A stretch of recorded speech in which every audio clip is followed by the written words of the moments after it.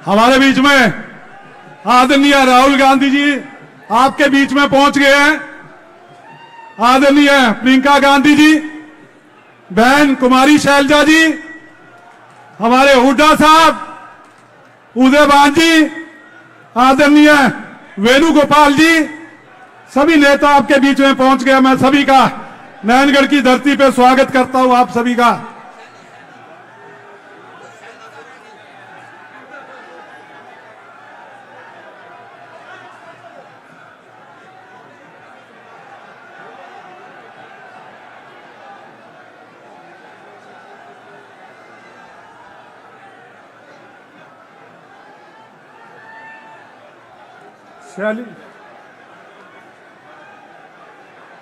शैली नहीं है, लाओ मैं सम्मानित करूंगा।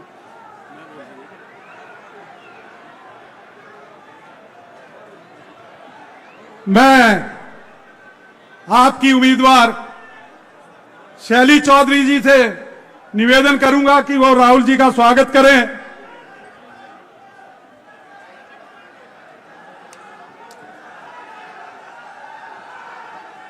आप बोलो, मैं कर दूं।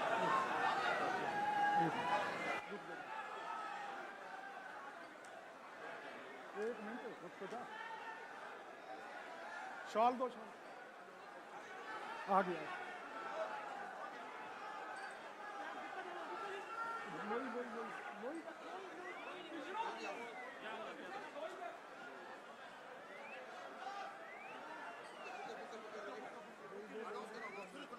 मैं शैली जी से कहूंगा कि वो राहुल गांधी जी का स्वागत करें।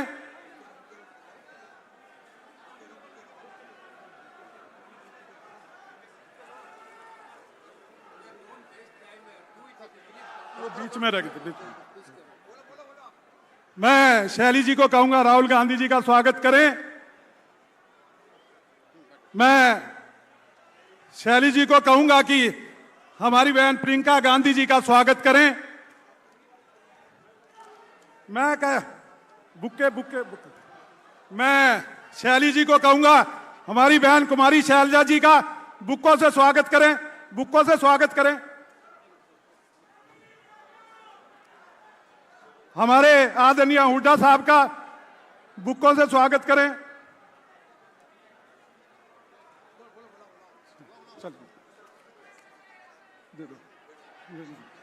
मैं अब शैली जी से निवेदन करूंगा कि वो आके आपका स्वागत भाषण दें।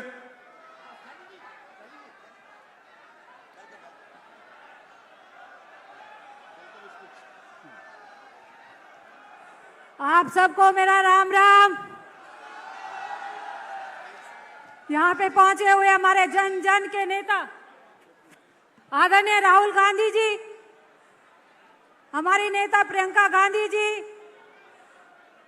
आदरणीय बहन शैलजा जी, आदरणीय हुड्डा साहब जी, आदरणीय हमारे हरियाणा के अध्यक्ष उदयवान जी, आदरणीय हमारे सांसद वरुण जी, सम्मानित मंच, जन जन नारायणगढ़ से आए हुए सभी मेरे बुजुर्गों, मेरी माताएं, बहनें, हमारे नौजवान साथियों, आप सबका मैं धन्यवाद करती हूँ और अपने नेताओं का, राहुल गांधी जी का नारायणगढ़ की इस पावन भूमि पर आने पर मेरा बहुत बहुत स्वागत, अभिनंदन और आभार प्रकट करती हूँ।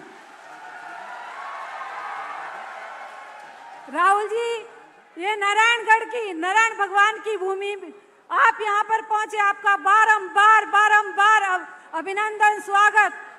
राहुल जी, मैं आपको बताना चाहती हूँ, आज से 40 साल पहले यहाँ पे स्वर्गीय आदरणीय राजीव गांधी जी यहाँ पहुंचे थे नारायणगढ़, और 40 साल के बाद आज ये भाई बहन की गांधी परिवार की जोड़ी आई है, तो मैं आज आप इसको बहुत शुभ दिन समझती हूँ। नारायणगढ़ के लिए बहुत अच्छा दिन है। राहुल जी, आप जन जन की आवाज उठा रहे, गरीब की, मजदूर की, किसान की, आप लड़ाई लड़ रहे। आपने इतनी लंबी यात्रा की, आज इसी वजह जैसे देश के अंदर, प्रदेश के अंदर कांग्रेस की लहर है और लोगों को आपसे उम्मीद है, आप ही लोगों का भला कर सकते हैं।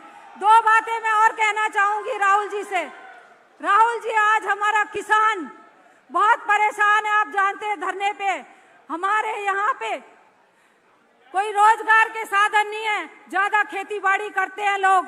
तो यहाँ पे एक मिल है, हमारे नेता समझते हैं कि यहाँ पे एक शुगर मिल है, उसके अंदर 10 साल से धरना चल रहा है। मैं आपसे अनुरोध करूंगी और मेरी विनती है कि हमारे किसानों की इस बात को समझे और इस मिल का कोई उद्धार करे। हमारे नौजवान यहाँ पर बेरोजगार है। आज देश छोड़ छोड़ करके हमारा नौजवान दूसरे देशों में जा रहा है, गांव के गांव खाली हो गए। मेरा आपसे अनुरोध है हमारे नौजवानों के लिए यहाँ कोई रोजगार के साधन दे। आप सब यहाँ पर आए, आपका बहुत बहुत धन्यवाद। जय हिंद, नमस्कार, जय भारत। धन्यवाद। मैं अब हमारे एमपी हैं वरुण मुलाना जी, मैं उनसे अनुरोध करूंगा कि 2 मिनट में आए, अपनी बात को रखें।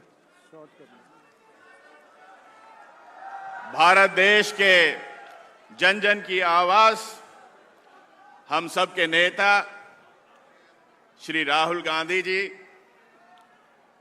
हमारे नेता प्रतिपक्ष भी हैं।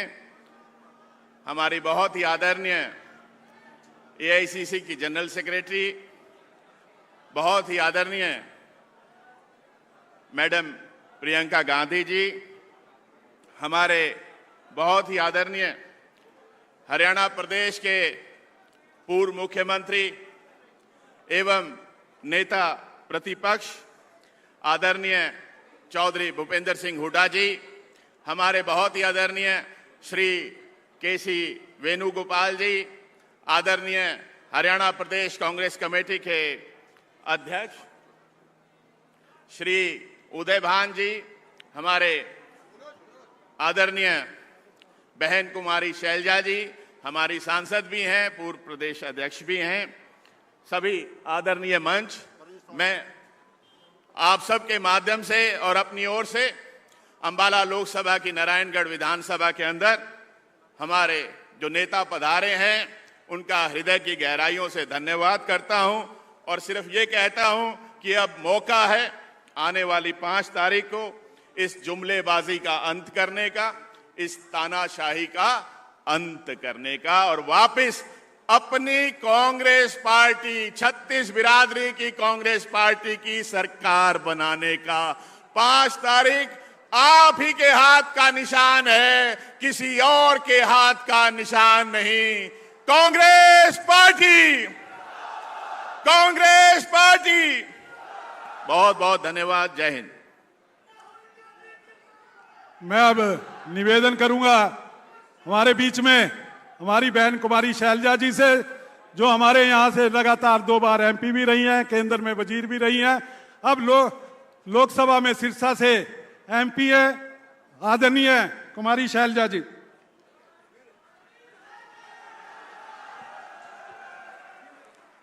हमारे बहुत ही सम्मानित नेता, सबके दिल की धड़कन, जिनका हम इंतजार कर रहे थे, राहुल गांधी जी, हमारी बहुत ही सम्मानित नेता, हमारी बहन प्रियंका गांधी जी, हमारे general secretary organisation Shri Venugopal ji, हमारे पीसीसी अध्यक्ष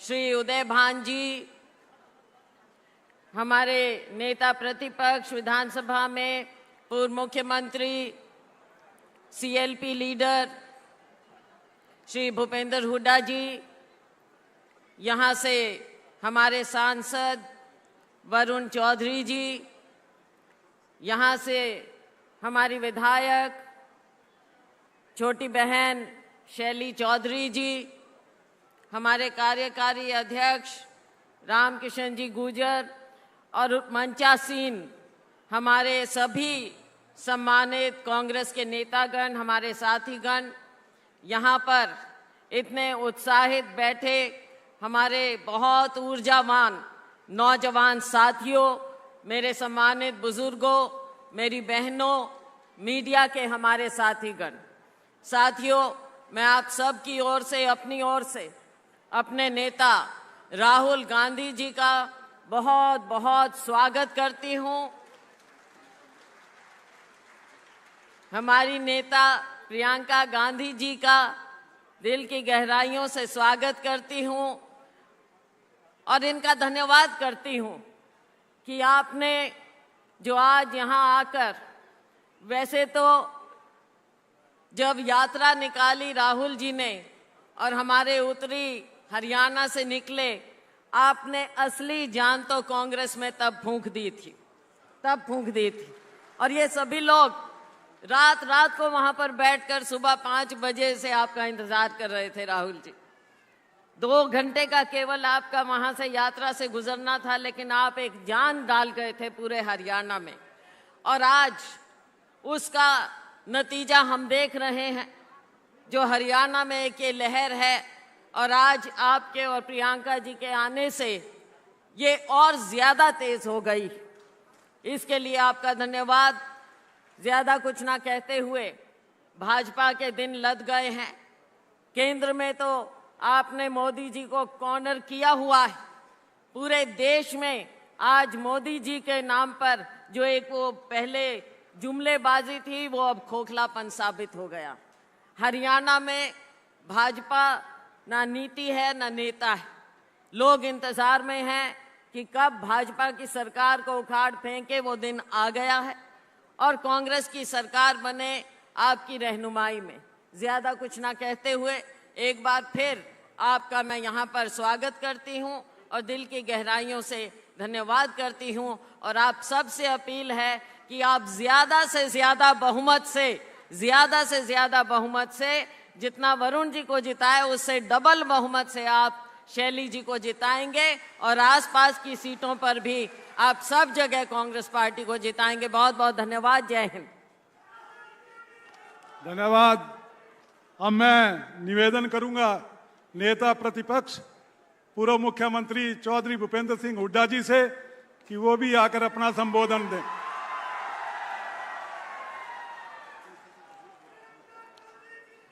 हमारे सबके नेता, पूरे देश के नेता श्री राहुल गांधी जी, और आए यहाँ हरियाणा में आए श्रीमती प्रियंका गांधी जी, हमारे पीसीसी के अध्यक्ष उदयवान जी, वेणुगोपाल जी, यहाँ से पूर्व सांसद व अब सिरसा से सांसद हमारी बहन शैलजा जी, और यहाँ से सांसद वरुण मलाना जी, यहाँ से विधायक शैली जी, और वर्किंग प्रेसिडेंट कांग्रेस के हरियाणा के रामकिशन जी जो संचालन करे, उपस्थित मेरे बुजुर्गों, नौजवान साथियों व सम्मानित मंच, मातृशक्ति।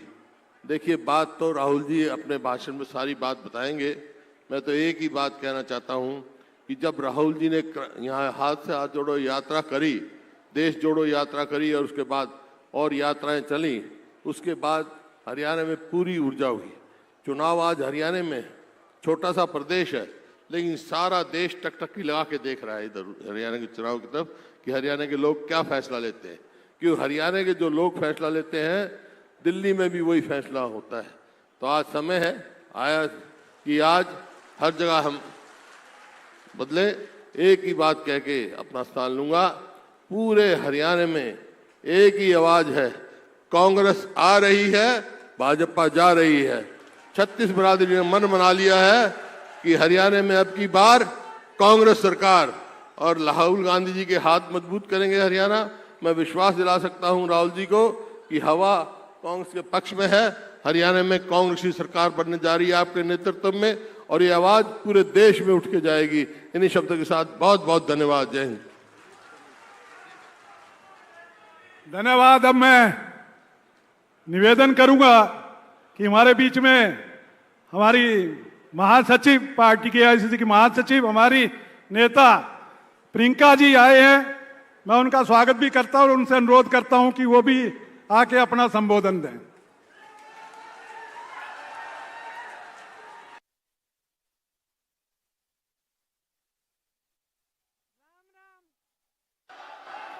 भाई और बहनों, आप सबको मेरा राम राम।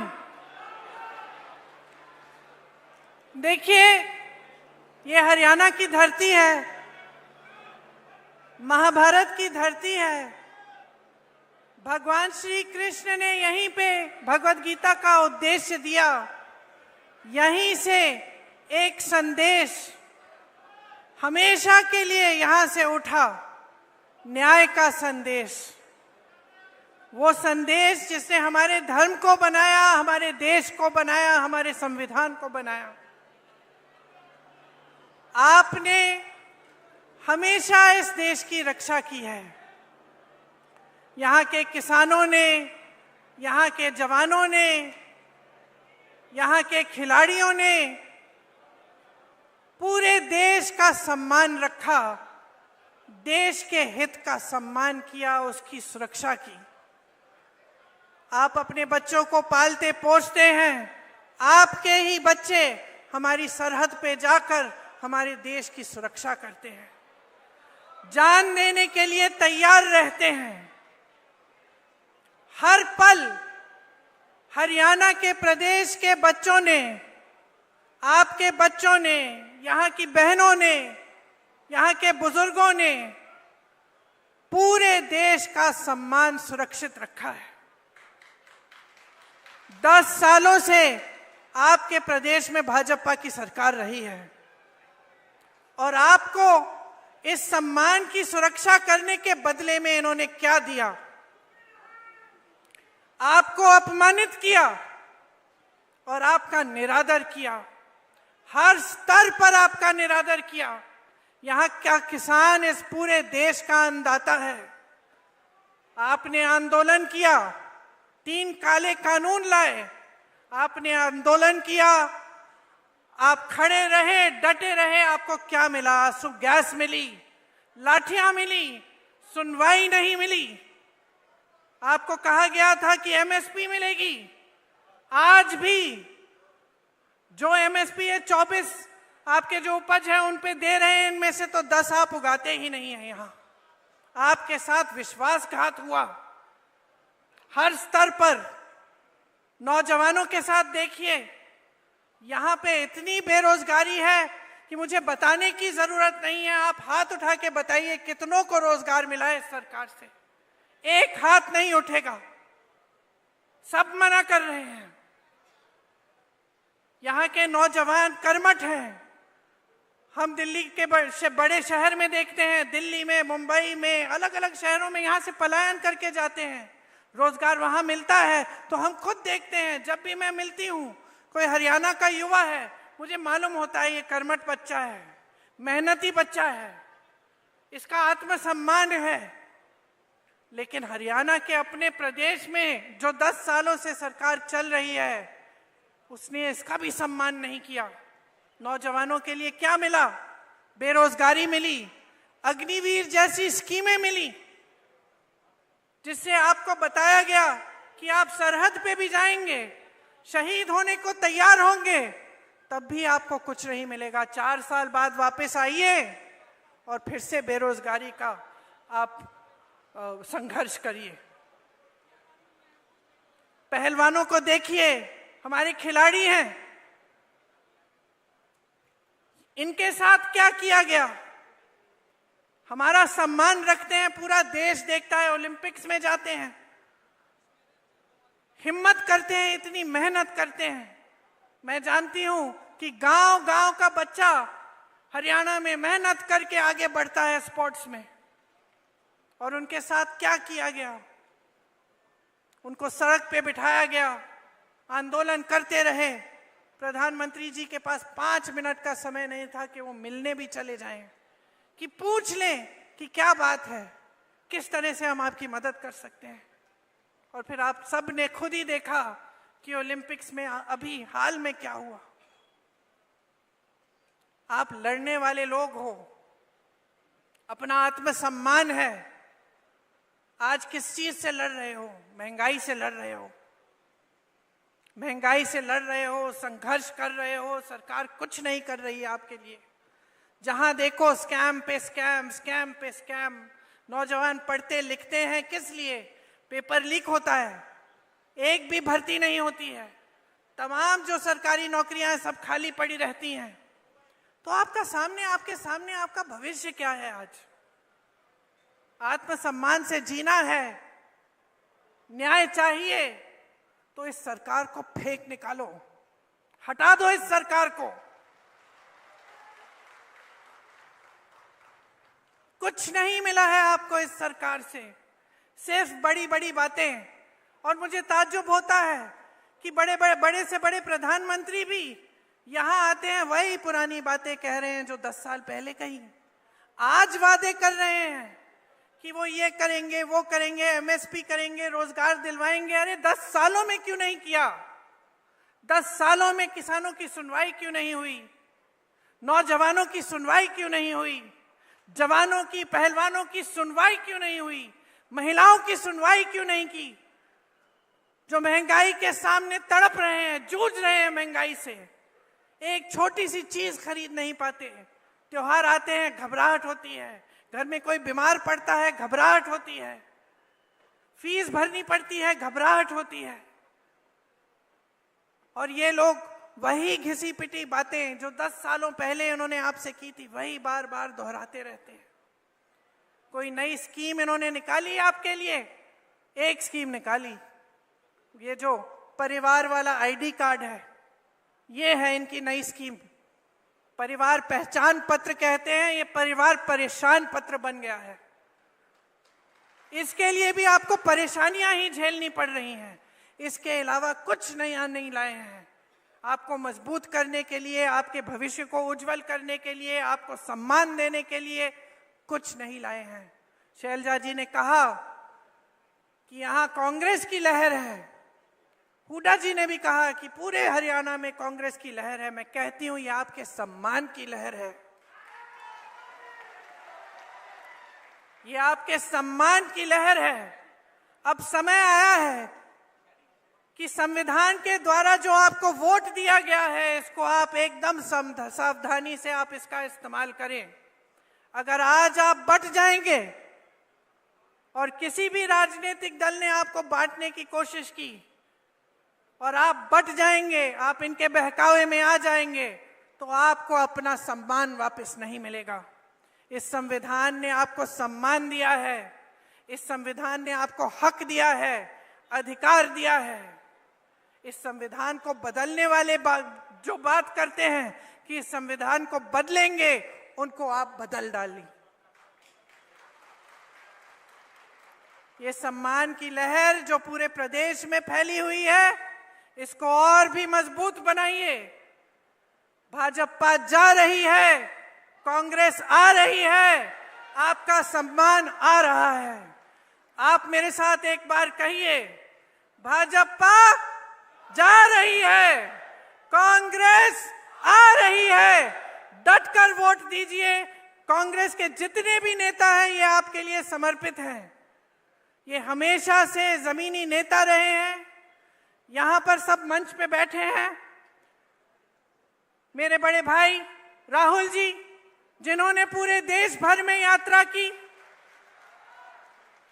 इससे बड़ा समर्पण आप मुझे पूरे देश भर में दिखा दीजिए, जो आपके लिए अपने जान देने के लिए तैयार हैं, जो दिन रात आपके लिए, आपकी एकता के लिए, आपके सम्मान के लिए काम करते हैं।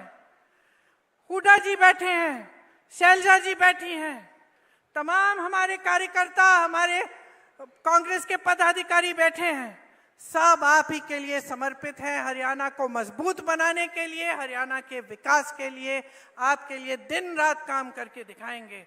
आप हमारे हाथ मजबूत करिए, इस चुनाव में दिखाइए कि आप आज भाजपा से थक चुके हैं, ऊब चुके हैं। आप आज एक नई सरकार चाहते हैं जो आपके लिए काम करे, जो 24 घंटे आपके सम्मान को उभारे और आपको मजबूत बनाए।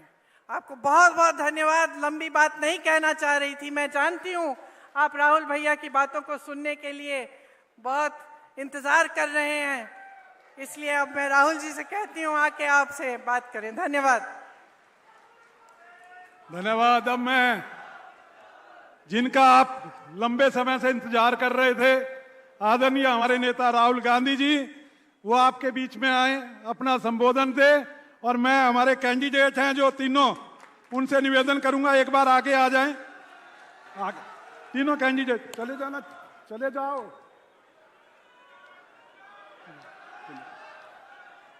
कांग्रेस पार्टी, राहुल गांधी।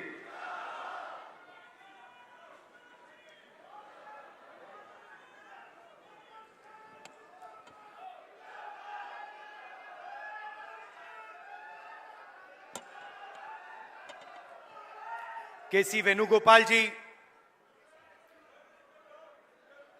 प्रियंका जी, उदय भान जी, भूपेंद्र हुड्डा जी, कुमारी शैलजा जी, वरुण चौधरी जी, स्टेज पे कांग्रेस पार्टी के सीनियर नेता, हमारे प्यारे कार्यकर्ता बब्बर शेर, टाइगर, भाई और बहनों, आप सबका यहां बहुत बहुत स्वागत।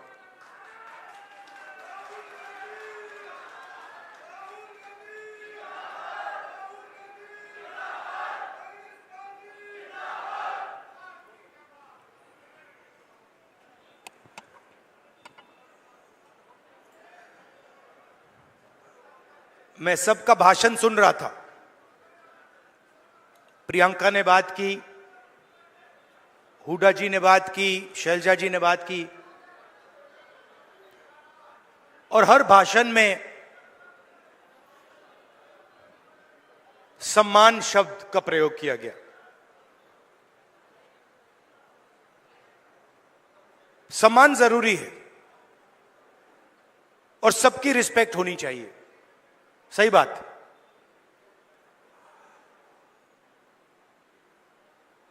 मगर उतनी ही जरूरी बात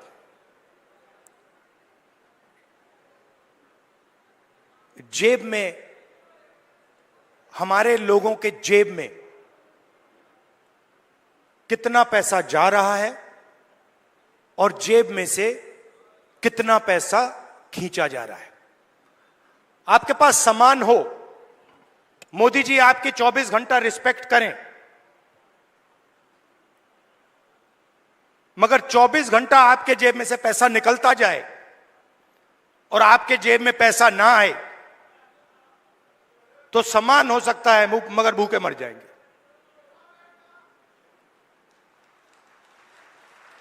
तो सामान की जगह है, मगर मेरे लिए उतना ही जरूरी सवाल कि हमारे गरीब लोगों के जेब में उनके बच्चों की शिक्षा के लिए, स्वास्थ्य के लिए, भविष्य के लिए बैंक अकाउंट में कितना पैसा है, सीधी सी बात। और आपको यह पूछना है कि क्या हमारे जेब से ज्यादा पैसा निकल रहा है या वापस जेब में ज्यादा पैसा अंदर आ रहा है। यह सिंपल सी बात है। और अगर निकल रहा है, खींचा जा रहा है, तो कैसे निकल रहा है, कौन निकाल रहा है, और अगर जेब में आ रहा है तो कौन डाल रहा है और कैसे डाला जा रहा है। आप सोचिए, अदानी जी के बारे में सोचिए।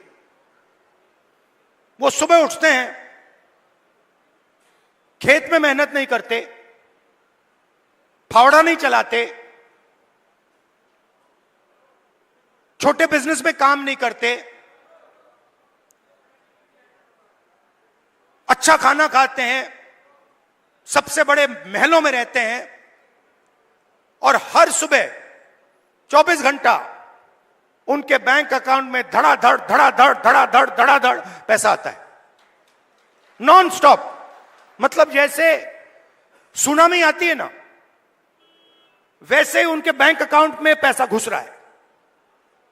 और जितना ही पैसा उनके बैंक अकाउंट में सुनामी जैसे घुस रहा है, उतना ही पैसा आपके बैंक अकाउंट में से तूफान जैसे पैसा निकलता जा रहा है। आप कहते हो भाई महंगाई बढ़ गई,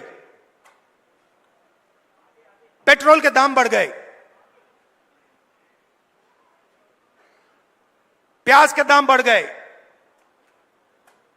किसान कहता है धान खरीदा नहीं जा रहा, कोई कहता है मुझे रोजगार नहीं मिल रहा। अभी मैं अमेरिका गया, अमेरिका में छोटे से घर में, छोटे से कमरे में, मतलब 10 फुट 15 फुट बाय 15 फुट, उसके अंदर 15-20 हरियाणा के युवा। मैंने आपसे पूछा ये अमेरिका में क्यों बैठे हैं? ये हरियाणा से क्यों भागे? उनसे मैंने पूछा, पता नहीं आपने वीडियो देखा नहीं देखा, उनसे मैंने पूछा भाई आप बताओ हरियाणा में इतनी कमी क्या है कि आप गए? कहते हैं राहुल जी हम सिर्फ गए नहीं, जान पर खेल कर गए। पहले हम टर्की गए, टर्की के बाद हम कजाकिस्तान गए, कजाकिस्तान के बाद हम कोलंबिया गए, कोलंबिया के बाद सूरीनाम, सूरीनाम के बाद पनामा। पूरी दुनिया के चक्कर काटे, बोट में गए, बोट डूब गई, हमारे दोस्त मरे, हमारे आंखों के सामने डूबे। जंगल में माफिया के लोगों ने गोली मारी, जो चल नहीं पा रहा था उसको उड़ा दिया, खत्म कर दिया। हमने उसकी लाश देखी, वीडियो दिखाया उन्होंने। हमारे लॉयर्स ने कहा भैया इसको वीडियो को आप न मत दिखा देना। वहां पे एक साथ खाना पका रहे हैं। एक मुझे कहता है राहुल जी मैं ट्रेलर में रहता हूं, हर रोज कोई ना कोई आकर मुझे पीट देता है, हर रोज कोई ना कोई आकर मुझे पीट देता है। वो ड्रग्स लेते हैं और रात को आके मुझे मारते हैं। दूसरा कहता है भाई राहुल जी मेरा एक्सीडेंट हो गया, मेरा पूरा पेट बाहर निकल गया, मैं चल नहीं पाता हूं। उन्होंने मुझे कहा जाके हमारे परिवार से मिलिए। मैंने कहा क्यों? कहते हैं राहुल जी हम इनको 10 साल के लिए नहीं मिल पाएंगे। 10 साल के लिए हम ना अपने माता, ना अपने पिता, ना अपने बच्चों को देख पाएंगे, क्योंकि अगर हम वापस गए तो वापस अमेरिका नहीं आ पाएंगे। मैंने पूछा कितने पैसे लगे, मतलब जेब से कितना पैसा निकला रोजगार ढूंढने के लिए? कहते 50 लाख रुपए लगे। मैंने कहा कहां से आए?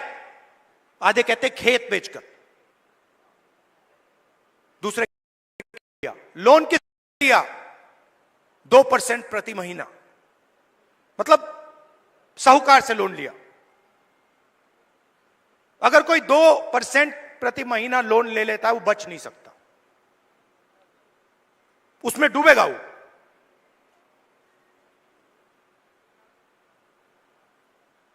$50 लाख रुपए उनके जेब में से छीने गए क्योंकि हरियाणा उनको रोजगार नहीं दे सकता है।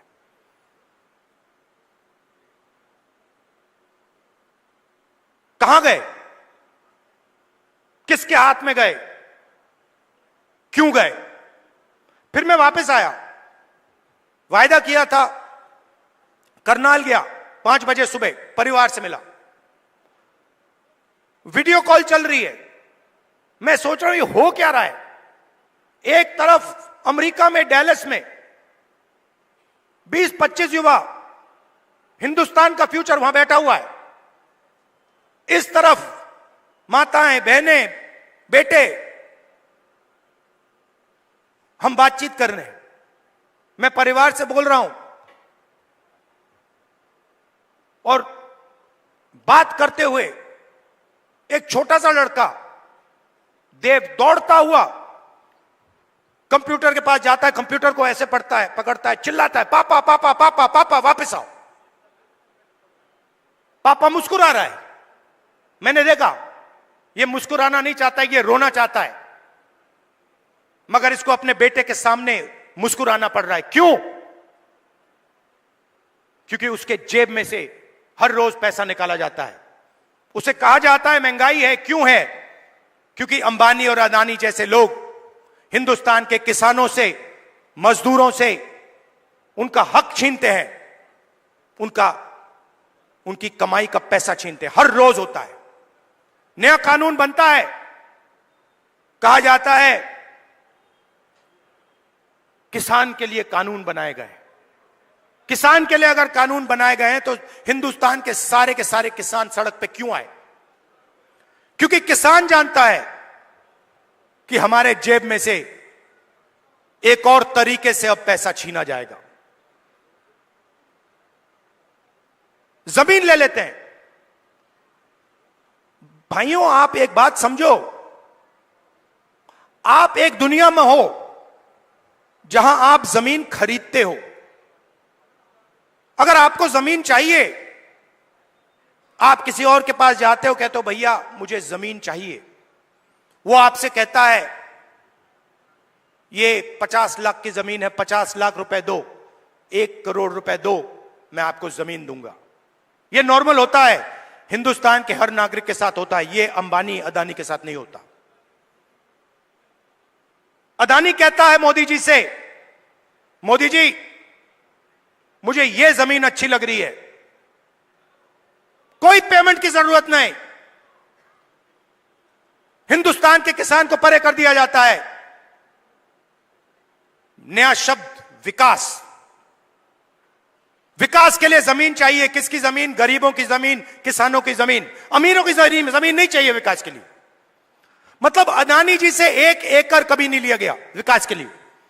अंबानी से 1 एकड़ नहीं लिया गया विकास के लिए। हिंदुस्तान के किसानों से रोज विकास के लिए जमीन ली जाएगी। खेत खत्म हो गए, धान नहीं खरीदा जाता, सही रेट नहीं मिलता, फिर आप भगते हो सेना की ओर। आप कहते हो चलो यहां काम नहीं हुआ, चलो आर्मी में जाते हैं, बॉर्डर पे खड़े हो जाएंगे, देशभक्ति की आग है उसे जलाएंगे और वहां खड़े हो जाएंगे। फिर मोदी जी कहते हैं नहीं भैया, वहां से भी हम आपके जेब में से चोरी करेंगे।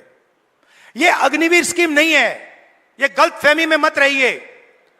यह जवानों की पेंशन चोरी करने का तरीका है। सीधी सी बात है। जो नॉर्मल जवान होता है उसे पेंशन दी जाएगी, पूरी जिंदगी उसे पेंशन दी जाएगी। जिसको अग्निवीर नाम दिया है उसे पेंशन नहीं मिलेगी। मतलब अग्निवीर से उसके जेब से पैसा छीना गया है। कहां गया? अदानी जी की जेब में। आप देखिए बड़ी बड़ी उनके, जाइए वेबसाइट पे जाइए, Adani defence. Adani defence Israel की कंपनी है, अमेरिका की कंपनी है, उसमें अदानी को लेना देना नहीं है। इजराइल की कंपनी हथियार बनाती है, उस पे अदानी का लेबल लगता है। कारतूस बनाती है, ड्रोन बनाती है, उस पे लेबल लगता है अदानी। और हिंदुस्तान की सेना अदानी से खरीदती है, मार्जिन अदानी बनाता है, उसका आधा राजनीतिक दल को मिल जाता है, मोदी जी की मार्केटिंग में चला जाता है। तो सम्मान बहुत जरूरी है, मगर पैसे के बिना सम्मान मिल ही नहीं सकता। और मेरा लक्ष्य, जितना पैसा मैं बता रहा हूं आपको, याद रखो, जितना पैसा इन्होंने अदानी अंबानी को दिया है उतना पैसा मैं हिंदुस्तान के किसान, मजदूर, गरीब, दलित उनके जेब में डालने वाला हूं। एक ना एक तरीका निकाल कर, एमएसपी दिलवाकर, कर्जा माफ कर मैं बता रहा हूं, जितना नरेंद्र मोदी ने इनको दिया ना, आप देख लेना, उतना पैसा हम कांग्रेस पार्टी में गरीबों को देने वाले हैं। सिंपल सी बात है, सिंपल सी बात है। आपके जेब में से कितना निकल रहा है और जेब में कितना जा रहा है। लोकसभा चुनाव में हमने बात कही, मैं आपको बताऊं मजे की बात। हमने कहा कि हम चाहते हैं कि हिंदुस्तान के हर गरीब महिला के बैंक अकाउंट में 1 लाख रुपए डालना है। वो सारे एक्सपर्ट खड़े हो गए, मैं बता रहा हूं आपको, सारे एक्सपर्ट खड़े हो गए, नहीं नहीं नहीं नहीं नहीं नहीं, नहीं हो सकता, करा नहीं जा सकता, ऐसे नहीं होता। मैंने उनसे कहा देखो भैया, आप एक्सपर्ट हो, आपको जो बोलना है बोल दो, मगर 1 लाख रुपया हिंदुस्तान की गरीब महिलाओं को बैंक में जाएगा, आपको अच्छा लगे ना लगे। आपको जो कहना है, जो करना है कर लो, मुझे कोई फर्क नहीं पड़ सकता। अगर 16 लाख करोड़ रुपया अदानी जैसे लोगों का कर्जा माफ हो सकता है, तो मैं बता रहा हूं 16 लाख करोड़ रुपया आपका कर्जा माफ हो सकता है। और मैं ये नहीं कह रहा हूं, मैं ये नहीं कह रहा हूं कि भैया उनका मत करो, इनका करो। मैं कह रहा हूं कि अगर अरबपतियों का हो सकता है तो फिर किसानों का हो सकता है। अगर आप न्याय चाहते हो, आप चाहते हो कि किसान का कर्जा माफ ना हो, मोदी जी कहते हैं किसान का कर्जा माफ नहीं होना चाहिए, तो फिर ठीक है, हर किसान इस बात को एक्सेप्ट करेगा, मगर फिर अदानी का भी 1 रुपया माफ नहीं होना चाहिए। अगर आप कहते हो कि अदानी का पैसा माफ होगा, तो फिर किसान का होगा, मजदूर का होगा, स्टूडेंट्स का होगा, माताओं बहनों का होगा। और अगर आप चाहते हो कि हिंदुस्तान के किसान का कर्जा माफ ना हो, हम एक्सेप्ट करने को तैयार हैं, मगर फिर अरबपतियों का नहीं होगा। मगर अगर आप उनको पैसा देते हो तो इनको देना ही पड़ेगा। हम ये 2 हिंदुस्तान नहीं चाहते, हमें एक हिंदुस्तान चाहिए, न्याय का हिंदुस्तान। इसीलिए हरियाणा में हमने 3-4 कदम लिए हैं, और इन चीजों का लक्ष्य एक ही है, आपके बैंक अकाउंट में पैसा डालना।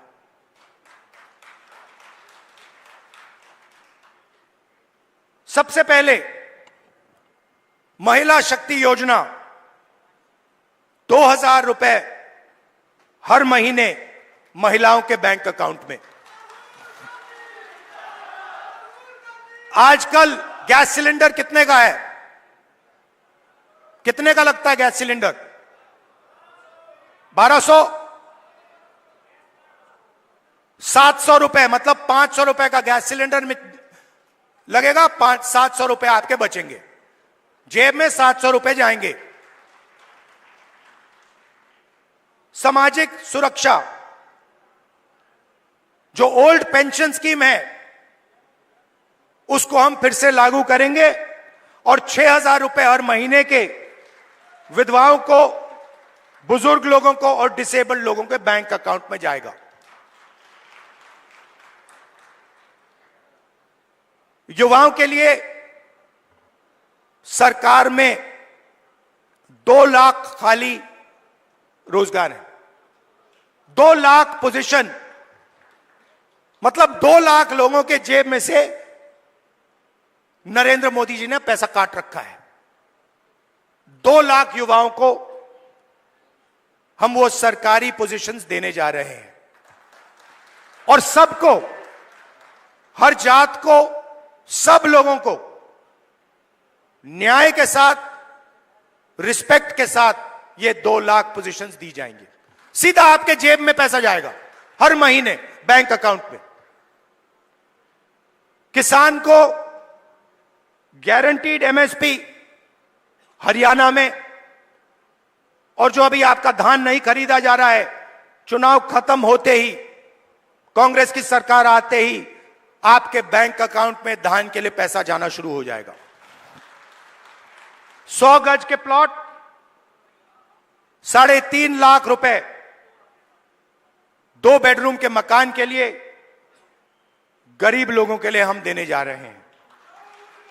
300 यूनिट फ्री बिजली, और 25 लाख रुपए हेल्थ इंश्योरेंस के लिए हरियाणा की सरकार हरियाणा के गरीब लोगों को देगी। ये देखिए, और आखिरी बात, जो सबसे जरूरी बात, जाति जनगणना। मुझे यह पता लगाना है कि इस देश में कौन से जात के कितने लोग हैं। आप देखिए, आज दिल्ली की सरकार देखिए, 90 अफसर हिंदुस्तान की सरकार चलाते हैं। ओबीसी की आबादी कम से कम 50%, दलित की आबादी 15%, आदिवासी 8%, माइनॉरिटी 15%, उसको आप जोड़ेंगे 90% हो जाता है। 90 अफसर में से जो हिंदुस्तान के बजट को बांटते हैं, सब निर्णय लेते हैं, जो हमें आके कहते हैं कि भैया नहीं, गरीबों को पैसा नहीं दिया जा सकता, नहीं किसानों का कर्जा माफ नहीं किया जा सकता, नहीं बीमा का पैसा नहीं एकदम नहीं दिया जा सकता, वही लोग 90 में से 3 ओबीसी वर्ग के हैं। आबादी 50%, 90 में से 3, और 5% बजट का निर्णय वो लेते हैं, और पीछे छोटे छोटे कमरों में उनको बंद कर रखा है। बड़ी मिनिस्ट्री में नहीं मिलेगी उनको, छोटी सी मिनिस्ट्री मिलेगी। बड़ी मिनिस्ट्री में वही 8-9% के लोग, उन्हीं परिवारों के लोग, काम चलता जाएगा। दलित 15% है, 100 रुपए में से 1 रुपये का निर्णय दलित अफसर लेते हैं। 15% आबादी, और अगर हिंदुस्तान की सरकार 100 रुपए खर्च करती है तो 1 रुपया दलित अफसर निर्णय लेता है। इसीलिए मैंने कहा है, कांग्रेस पार्टी ने कहा है, हम ये जानना चाहते हैं इस देश में कितने दलित, कितने आदिवासी, कितने पिछड़े वर्ग के लोग हैं, और यह भी जानना चाहते हैं कि इस देश का जो धन है, जो संस्थाएं हैं, जो बिजनेसेस हैं, उसमें दलित कितने, आदिवासी कितने, पिछड़े कितने, ये हम पता लगाना चाहते हैं। छोटा सा उदाहरण देता हूं आपको, आप चौंक जाओगे, हिल जाओगे। आप खेती करते हो, लगे रहते हो, आप छोटा बिजनेस चलाते हो, नोटबंदी लग जाती है, गलत जीएसटी लग जाती है, आपको दबाया जाता है, कुचला जाता है। फिर मैं आपसे पूछता हूं, 90% आबादी है आपकी, दलित, आदिवासी, पिछड़े, माइनॉरिटी, और गरीब जनरल कास्ट, उसमें 5% और जोड़ दो, 95% आपकी आबादी।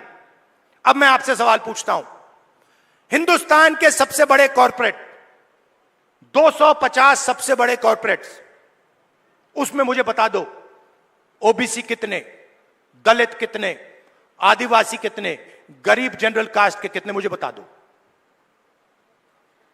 नहीं जानते आप, मैं बताता हूं। 250 में से एक दलित नहीं है, एक आदिवासी नहीं है, एक पिछड़ा नहीं है, और पूरा का पूरा कॉर्पोरेट सेक्टर 24 घंटा कानून बनवाता है। उसमें आपका कोई है ही नहीं, एक दलित नहीं है, एक आदिवासी नहीं है, एक पिछड़ा नहीं है। आपका काम मजदूरी करना, कॉन्ट्रैक्ट पे काम लेना, अमेरिका भागना, और उनका काम काले कानून, किसान कानून बनाना। यही हो रहा है। तो हमने कहा भैया हम पता लगाना चाहते हैं कॉर्पोरेट इंडिया में, मीडिया में पिछड़े लोग कितने हैं, दलित कितने हैं, ये हमारे आए हुए। आप देखो, की लिस्ट निकालो, इन्फ्लुएंसर्स की लिस्ट निकालो, बड़े बड़े मीडिया के जो ओनर्स हैं उनकी लिस्ट निकालो, उसमें आपको एक पिछड़ा नहीं मिलेगा, एक दलित नहीं मिलेगा, एक आदिवासी नहीं मिलेगा। मतलब 90% हिंदुस्तान है ही नहीं, गेम में ही नहीं है। यह सच्चाई है। और हरियाणा की सरकार पहला कदम है। हरियाणा की सरकार आएगी, यहां पे बदलाव आएगा, मगर फिर दिल्ली में जब सरकार आएगी, मैं आपको बता रहा हूं, मुझे कुछ लेना देना नहीं है। मैंने अपने माइंड में एक बात रख ली है, आपने कहा इज्जत बहुत जरूरी है, उस बात को मैं एक्सेप्ट करता हूं, मगर मैं चाहता हूं, मेरे लिए एक ही चीज जरूरी है, गरीब लोगों के जेब में कितना पैसा जा रहा है और जेब में से कितना पैसा निकल रहा है। ये मेरा इक्वेशन है और इसको मैं छोड़ने वाला नहीं हूं। जहां भी मुझे मौका मिला ना, जहां भी मुझे मौका मिला, जो इस देश को चलाते हैं, किसान, मजदूर, गरीब लोग हाथों से चलाते हैं, खून पसीना देकर चलाते हैं, जहां भी मुझे दिखाओ उनके बैंक अकाउंट में पैसा डालूंगा।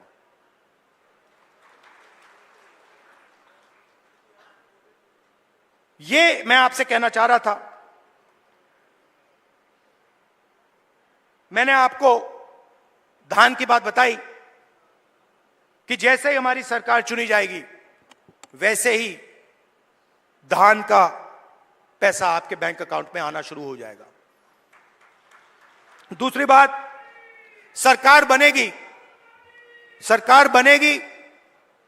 तो 36 बरादरियों की सरकार बनेगी, सबकी सरकार बनेगी, न्याय की सरकार बनेगी और भागीदारी सबको दी जाएगी। और आखिरी बात, ये जो बीच में इंडिपेंडेंट पार्टी आ रखी हैं, छोटी छोटी पार्टियां हैं, ये सब बीजेपी की पार्टीज हैं। इनका रिमोट कंट्रोल इनके हाथ में है। लड़ाई बीजेपी और कांग्रेस के बीच में है, विचारधारा की लड़ाई है।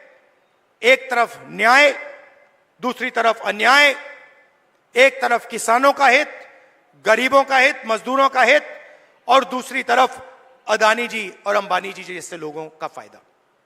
यह मोदी जी की सरकार नहीं है, यह अदानी जी की सरकार है, यह बात याद रखिए। और हरियाणा में अदानी जी जैसे लोगों की सरकार नहीं चाहिए। किसानों की, मजदूरों की, गरीबों की सरकार चाहिए। जब भी आपको मेरी जरूरत हो, पार्लियामेंट में भाषण करवाना हो, कोई मुद्दा हो, आपका सरकार पर प्रेशर डलवाना हो, यहां हरियाणा में आके आपसे बात करनी हो, आपको सिर्फ ऑर्डर देना है। आपको कहना है राहुल इधर आओ, मैं हाजिर हो जाऊंगा। आप सबका दिल से बहुत बहुत धन्यवाद, नमस्कार, जय हिंद। और कांग्रेस के कार्यकर्ता, नॉर्मली क्या होता है, आमतौर से क्या होता है, बब्बर शेर अकेले दिखते हैं।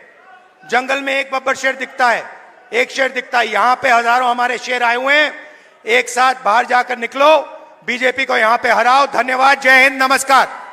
धन्यवाद। मैं हमारे पीसीसी के पार्टी अध्यक्ष हैं उदयभान जी, मैं उनसे निवेदन करूंगा कि वो भी आके धन्यवाद करें।